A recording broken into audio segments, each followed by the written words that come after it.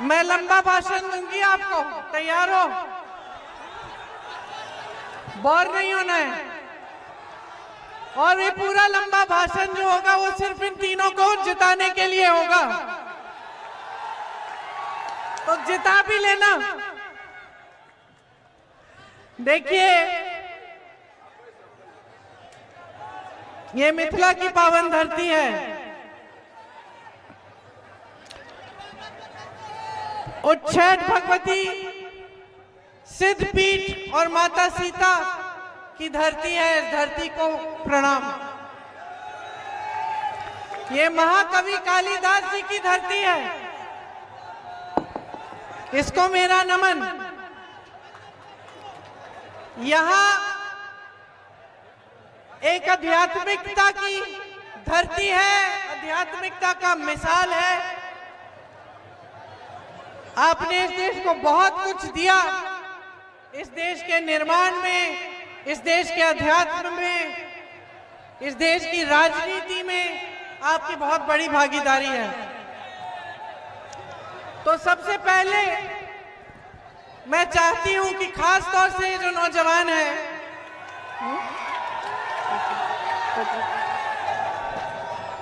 ये समझे कि बिहार ने इस देश के लिए क्या किया।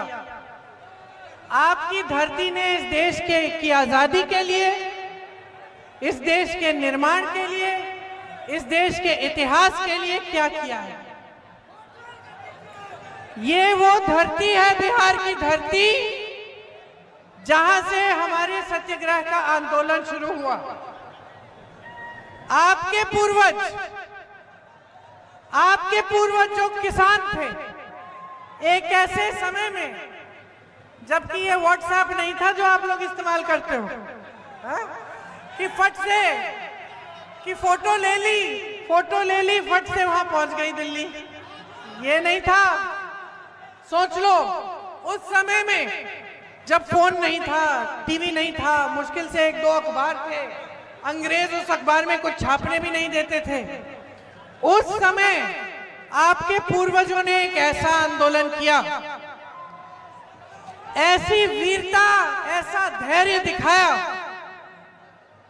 कि महात्मा गांधी तक उनकी आवाज पहुंची और महात्मा गांधी जी यहां आए उनकी समस्या को समझने, और उन्हीं से प्रेरित होकर, यहां के किसानों से प्रेरित होकर महात्मा गांधी जी ने एक ऐसा आंदोलन शुरू किया जो इस विश्व में अनोखा आंदोलन रहा, अहिंसा और सत्य पर आधारित, जिससे अंग्रेजी साम्राज्य झुका और उनको यहां हमारा देश छोड़ना पड़ा।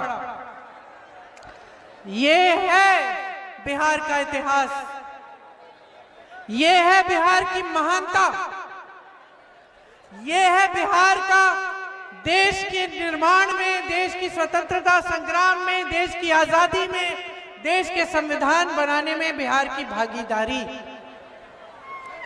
अब समझो और बातें।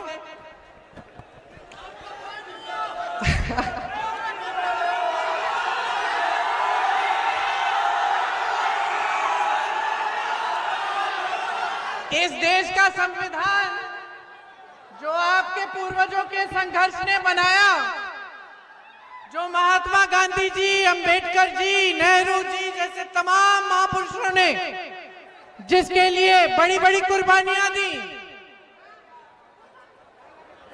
वो संविधान क्या कहता है बताओ?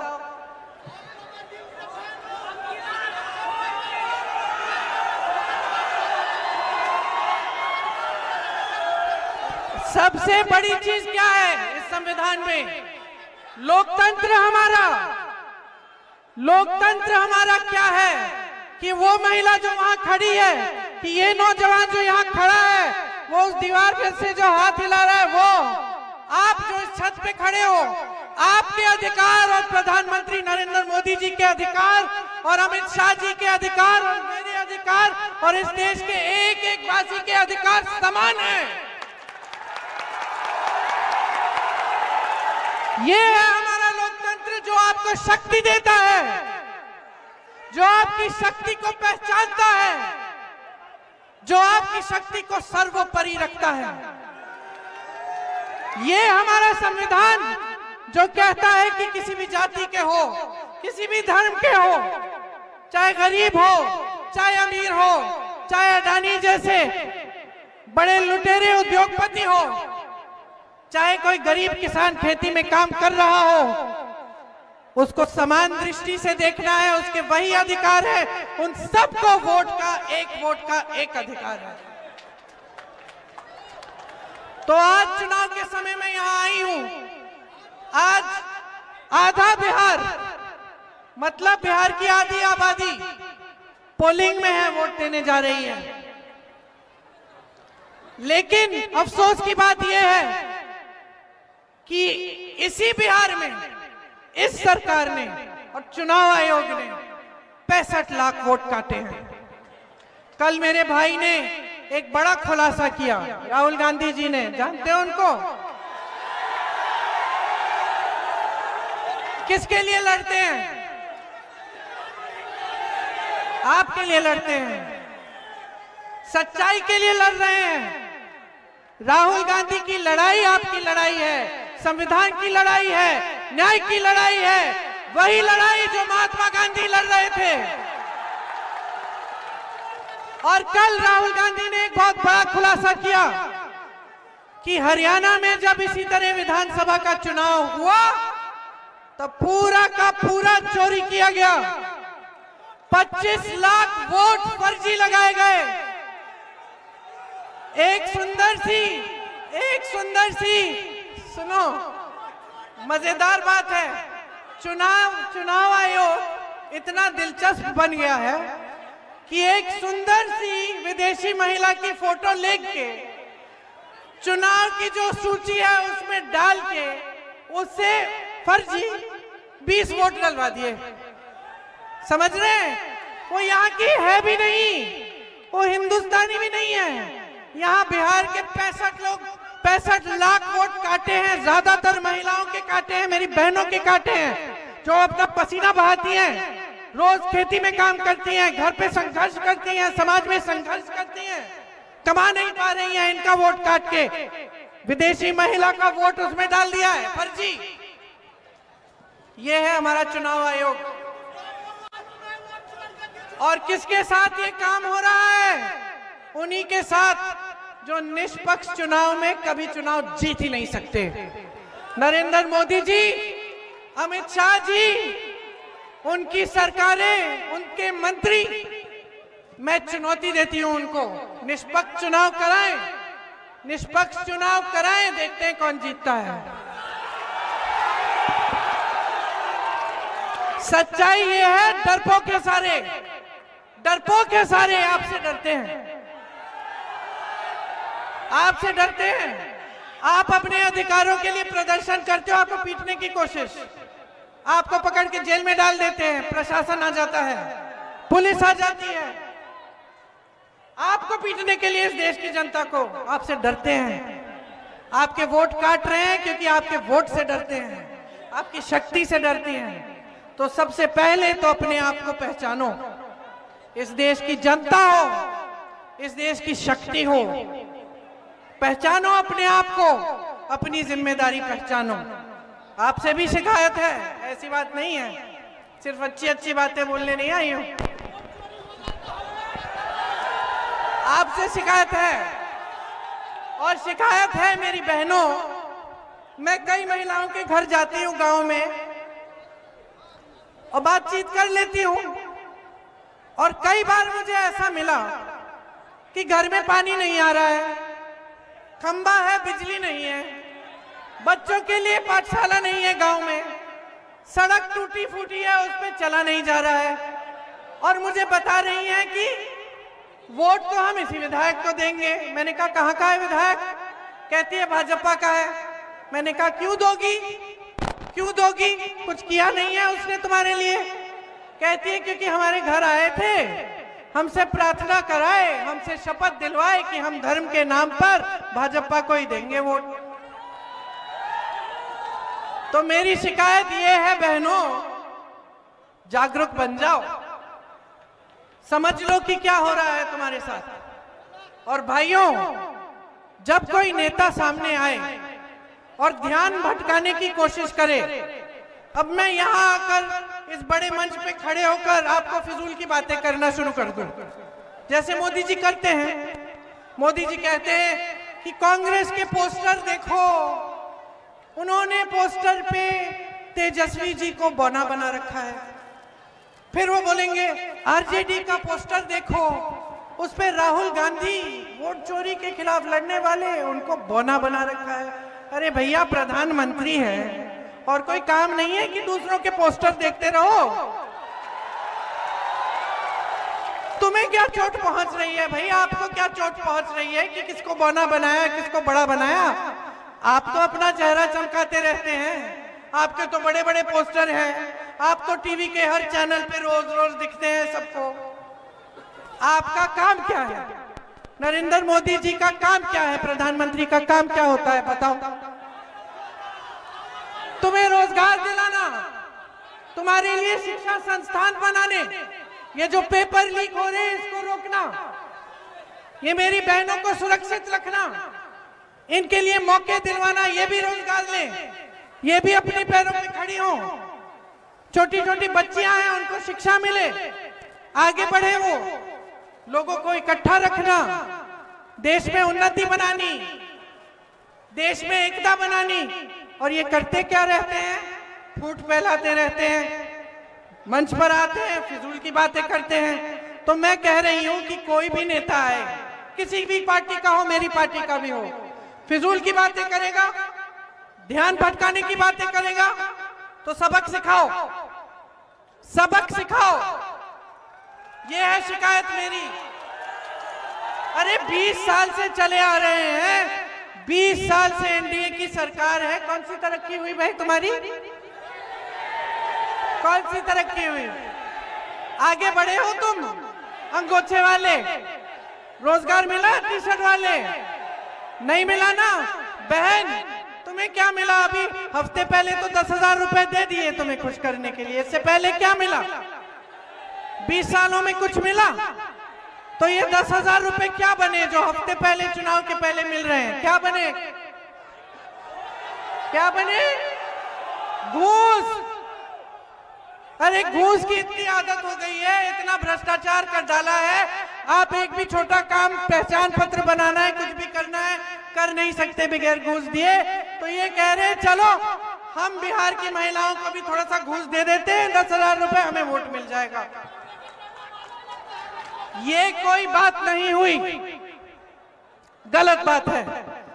आप पैसे ले लो, आप पैसे लो, क्योंकि आप ही के पैसे हैं, कोई एहसान नहीं है आप पे, देश की संपत्ति है, कोई मोदी जी अपने जेब से नहीं दे रहे हैं, देश की संपत्ति है, आप ही की है। ले लो, कुछ अच्छा करो, इससे परिवार के लिए कुछ छोटा मोटा करो, बचत कर लो अगर कर सकती हो, लेकिन अपना वोट इनको नहीं देना है। आपका वोट आपके बच्चों के लिए डलेगा, आपका वोट आपके समाज, आपके गांव, आपके विकास, आपके बच्चे, आपके माँ बाप, आपके भविष्य के लिए डलेगा, इस धरती के लिए, इस देश के लिए, जिसने सब कुछ दिया है हमें। आज आपकी परिस्थिति क्या है? तुम सब शिक्षित तो होगे, हो कि नहीं हो? हो। बेरोजगार हो कि नहीं हो? बेरोजगार हो। आज की परिस्थिति ये है कि ये बेचारे कमाना चाहे ना, नहीं कमा पाएंगे। एक जमाने में खेती से, किसानी से कमाता था इंसान, सुबह शाम मजदूरी करता था, कमा पाता था, घर को जा जाता था। आज क्या हो रहा है?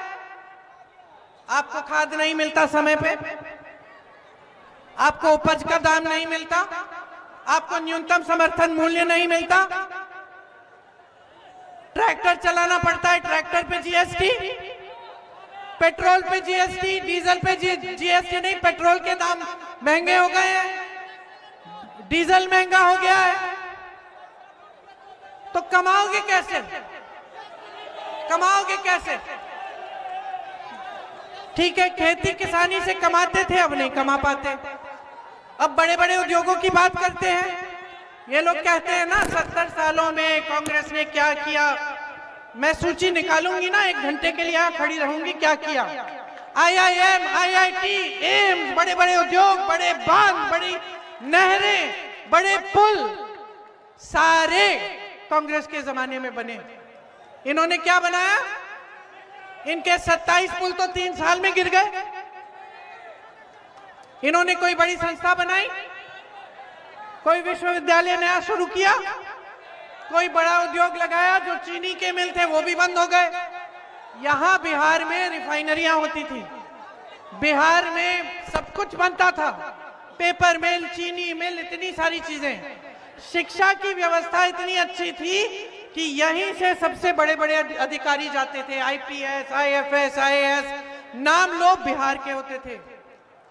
कितना आत्म स्वाभिमान था,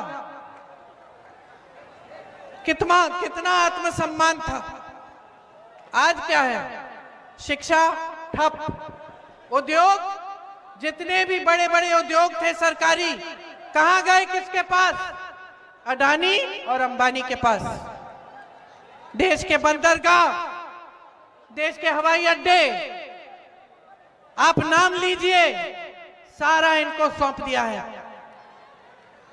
आपको अपने बच्चों की शादी करानी पड़ती है, कर्ज लेना पड़ता है, कर्ज लेना पड़ता है। कर्ज चुकाने के लिए जीवन भर संघर्ष करते रहते हो, ब्याज देना पड़ता है। ये अडानी जी, अंबानी जी, इनके पास लाखों करोड़ रुपए हैं। और मोदी जी क्या करते हैं? क्या करते हैं? उनके कर्ज माफ करते हैं और आपके कर्ज माफ नहीं करते। आपका 1 रुपया माफ नहीं करते, बल्कि आपकी बिहार की जमीन 1 रुपए प्रति एकड़ में अडानी को पकड़ा देते हैं।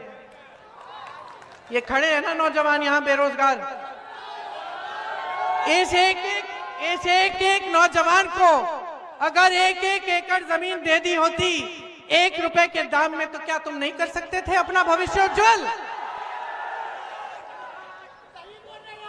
तो कैसी सरकार को बढ़ावा दे रहे हो? 20 साल से चले जा रहे हैं, करे जा रहे हैं।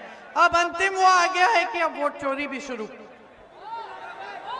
क्योंकि जानते हैं कि अब जनता पहचान रही है, जनता सच्चाई देख रही है, जनता जानती है कि भाजपा के बड़े से बड़े नेता मंच पर आकर झूठ ही बोल रहे हैं। समझ गई है जनता सब कुछ।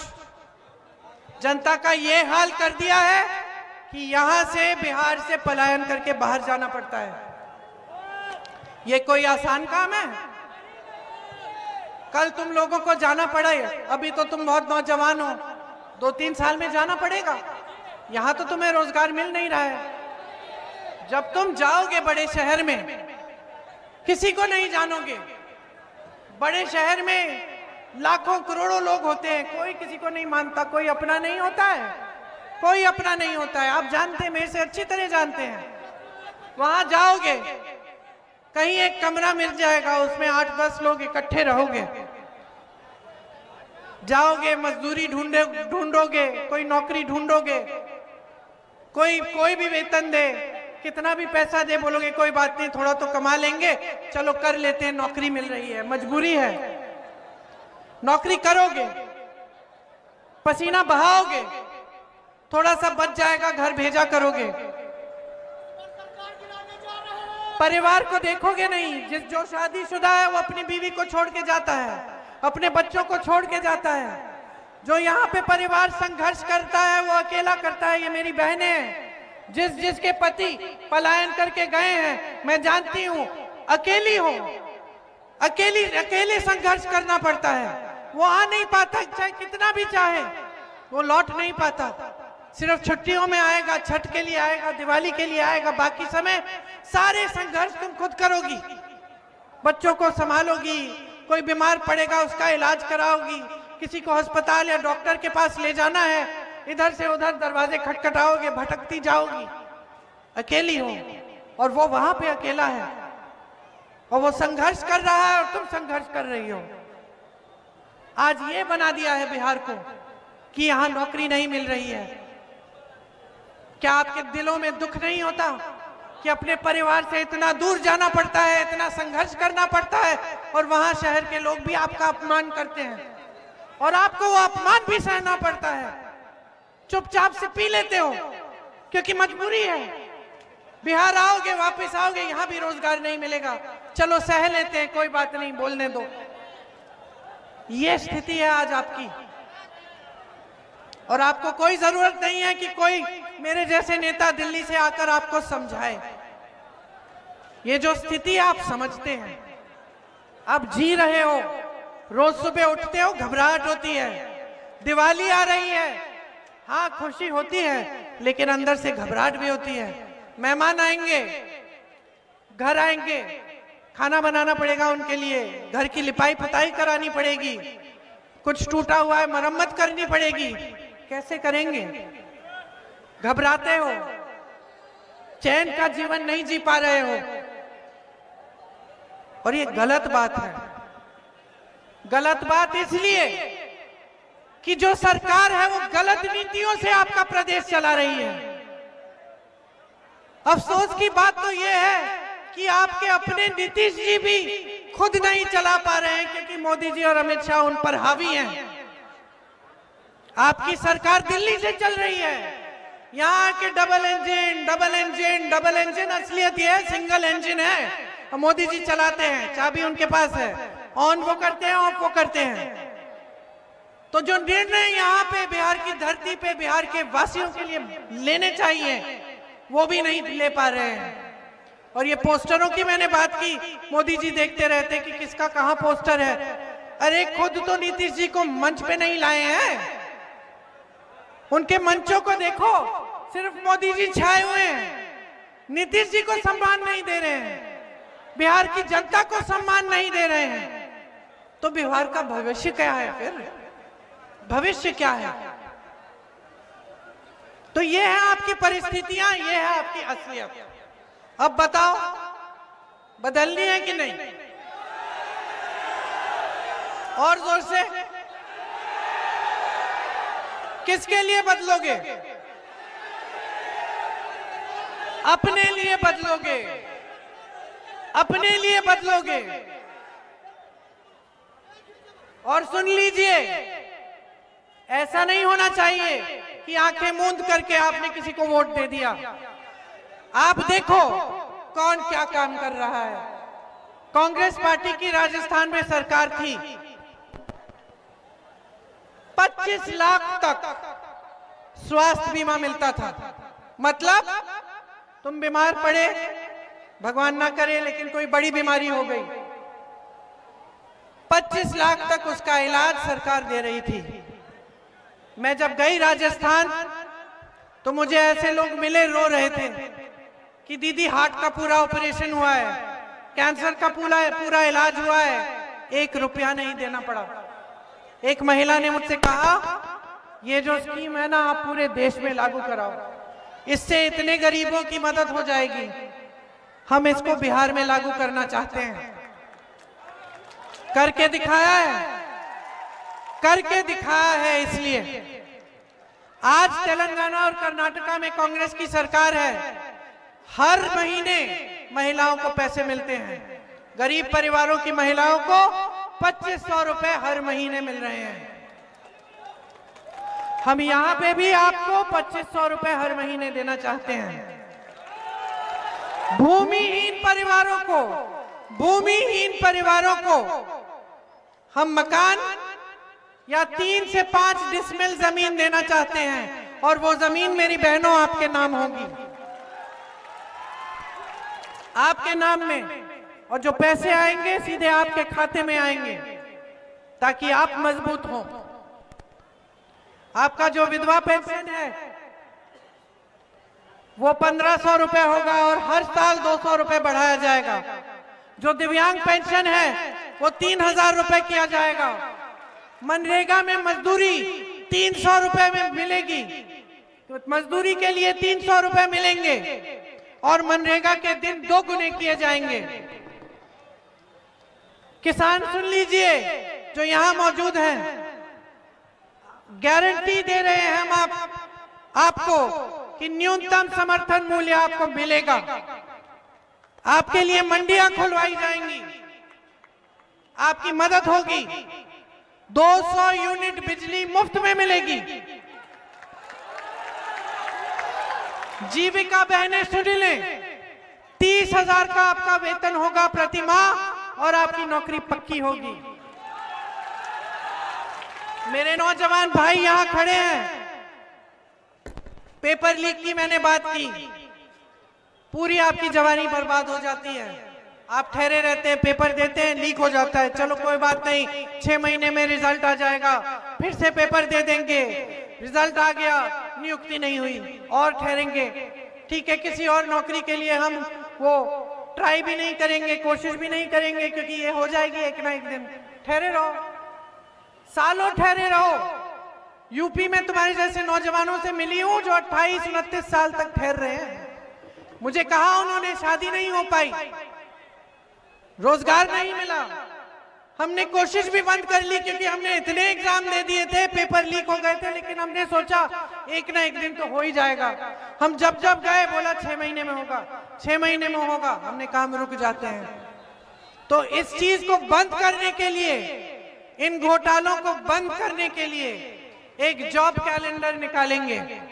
उसमें जिस दिन आपका पेपर होगा, जिस दिन आपका रिजल्ट निकलेगा, जिस दिन आपकी नियुक्ति होगी, वो पहले से हम आधारित कर देंगे, निर्धारित कर देंगे।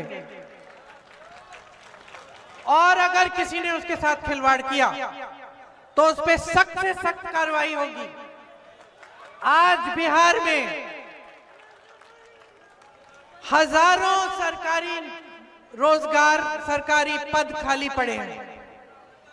हमारा सबसे पहला काम होगा कि हम उन पदों को भरें, और हर गरीब परिवार में जहां एक भी रोजगार नहीं है, वहां हम रोजगार देने का पूरा प्रयास करेंगे। और सुन लो नौजवानों, अगर अपना कोई कारोबार शुरू करना है, छोटा सा, अपना छोटा सा बिजनेस, सरकार आपको 2 लाख रुपए देगी। और हर विधानसभा में 10 करोड़ रुपए अलग से मिलेंगे विधानसभा को, कि यहाँ पे स्थानीय उद्योग लगाए जाएं, ताकि स्थानीय रोजगार आपको मिले। मेरे भाई ने सामाजिक न्याय के लिए एक बहुत बड़ी लड़ाई लड़ी है, लड़ रहा है और लड़ते रहेगा जब तक न्याय नहीं होगा। यहाँ पे जब राहुल जी ने न्याय यात्रा निकाली, जब यहाँ तब सबसे पहले तो बहुत विरोध किया भाजपा के नेताओं ने।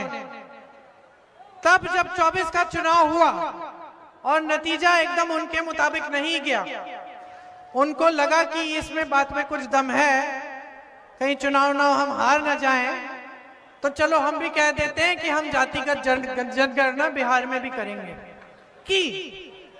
फिर क्या किया, उसको ठंडे बस्ते में डाल दिया, कचहरी में गए, ठंडे बस्ते में डाल दिया, क्योंकि नियत ठीक नहीं है, आपके लिए न्याय नहीं दिलवाना चाहते। आज आपका प्रतिनिधित्व पूरा नहीं है,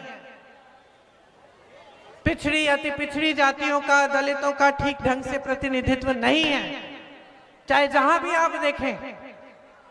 इसको ठीक करना है, न्याय दिलवाना है।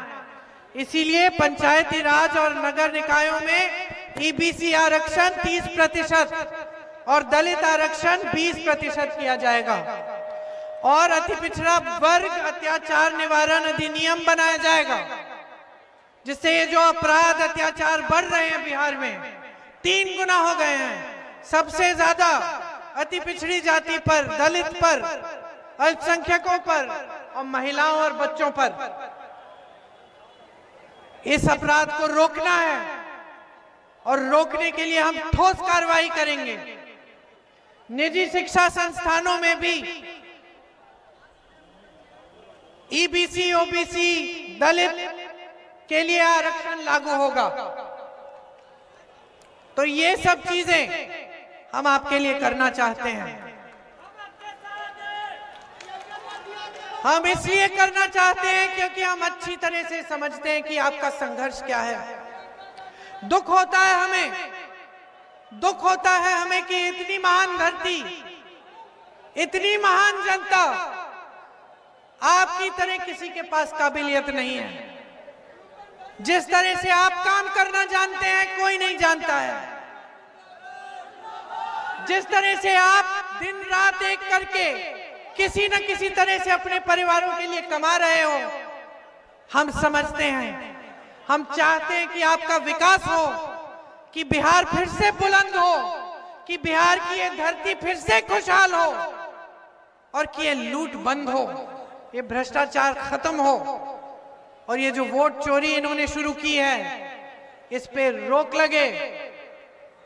तो समझ लीजिए ये सारी बातें, और जब आप जाएंगे वोट डालने के लिए मेरी बातों को अच्छी तरह याद रखना।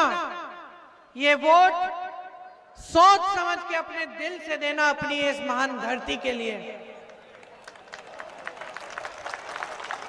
व्यर्थ मत होने देना। ये आपकी एक बहुत बड़ी जिम्मेदारी है। हम अपनी जिम्मेदारी को अच्छी तरह से समझते हैं और निभा कर दिखाएंगे। हमारे जितने भी प्रत्याशी हैं आपके लिए समर्पित हैं, आपके लिए दिन रात एक करेंगे, आपके विकास के लिए काम करके आपको दिखाएंगे।